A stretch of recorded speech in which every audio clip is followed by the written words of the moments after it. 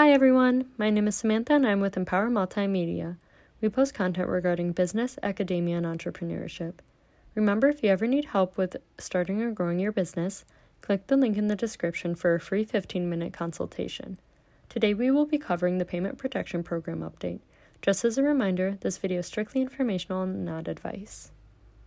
Here's an article from the New York Times. Looming deadline and last-minute changes hinder PPP loans.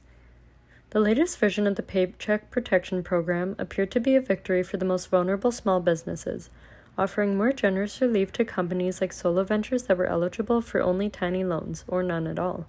But now if only they could take advantage of the changes. President Biden announced an abrupt overhaul 2 weeks ago to funnel more money to very small companies, some of which qualified for loans as small as $1 under the old guidelines.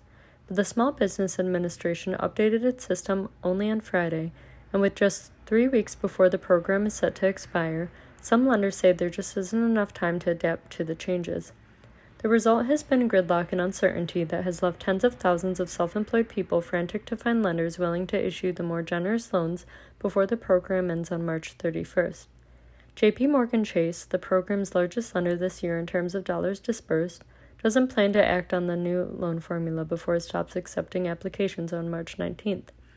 Bank of America, the second biggest lender, opted against updating its loan application and said that it would contact self-employed applicants to manually sort out their applications, but they stopped accepting new ones on Tuesday. Even lenders that will be offering the loans up to the congressionally imposed deadline were unable to reprogram their systems until the Small Business Administration officially updated the rules and began accepting applications with the revised loan formula. It just seems so arbitrary and chaotic, said Paul Hastings, a self-employed graphic designer in Los Angeles who applied for a loan on February 24th, 2 days after Mr. Biden announced the changes. Mr. Hastings applied through SmartBiz, a broker that farms its applications out to a network of lenders. He assumed his application would be automatically updated to take advantage of the new rules, but on Monday he received a form letter telling him that his loan had been processed under the old ones. Those rules calculated a sole proprietor's loan based on the 2019 or 2020 profit they reported to the Internal Revenue Service. That meant unprofitable businesses were ineligible, a restriction that did not apply to larger businesses. Under the new formula, sole proprietors can get loans based instead on their income before expenses. That opens the program to unprofitable businesses and allows those that did report a profit to claim a bigger loan, up to a maximum of $20,833.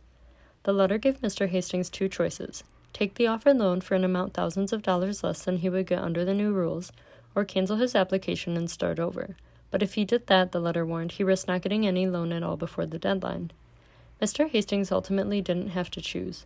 After this article published on Tuesday, SmartBiz contacted him and said it would help him secure a higher loan amount if he qualifies, according to Judy Balint, a company spokeswoman. For SmartBiz, she said, had also begun accepting applications based on the new Small Business Administration guidance. Business owners who haven't had the benefit of such hand-holding have flocked to forums like Reddit to hash out their opinions to swap tips on which lenders are using the new formula. Desperate for guidance, one typical post reads, reaching out to see if anyone can help me figure out the absolutely monstrous failure.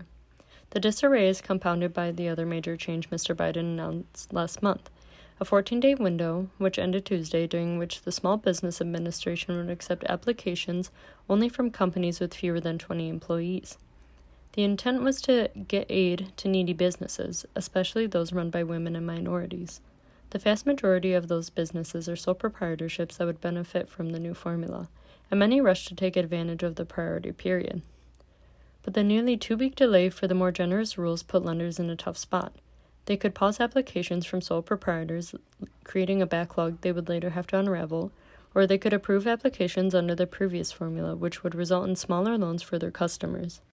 Biz2Credit, which has made more loans this year than any other lender, temporarily stopped accepting applications while it worked to adjust to the new rules. It plans to resume this week, said Rohit Arora, its chief executive.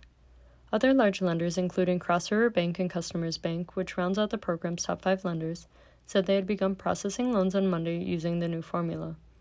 Hundreds of thousands of borrowers who have already received their loans have no way to reapply under the more generous rules, infuriating business owners like Brian Cordova, who finalized a loan for his printing business in Round Rock, Texas, just days before Mr. Biden announced the changes. Matthew Coleman, a spokesman for the Small Business Administration, would not comment on the time it took to update the rules, but said that the changes provide a stronger hand to firms that were being left behind. It would take an act of Congress to push back the deadline, and lenders and trade groups have been calling with increasing urgency for an extension. The American Institute of Certified Public Accountants called the March 31st deadline unrealistic, and 10 banking groups sent a letter to lawmakers last week urging Congress to give them more time. Even before the changes were announced last month, lenders were trying to unravel extensive errors in the data verification problems that had stalled tens of thousands of applications. The Biden administration has not sought an extension, but key congressional leaders have said they are willing to pass legislation that would push back the deadline. The House Small Business Committee is scheduled to hold a hearing on Wednesday about the status of the Paycheck Protection Program. The program still has $119 billion on hand of the $284 billion that Congress authorized when the Paycheck Protection Program was renewed for this year, even with loans already made to 2.4 million borrowers. Some of that money could go to a group of applicants likely to soon seek loans. Tens of thousands of business owners live in the events market. Those businesses have been waiting for months for the federal government to open a generous $15 billion grant fund for their industry that was authorized in December.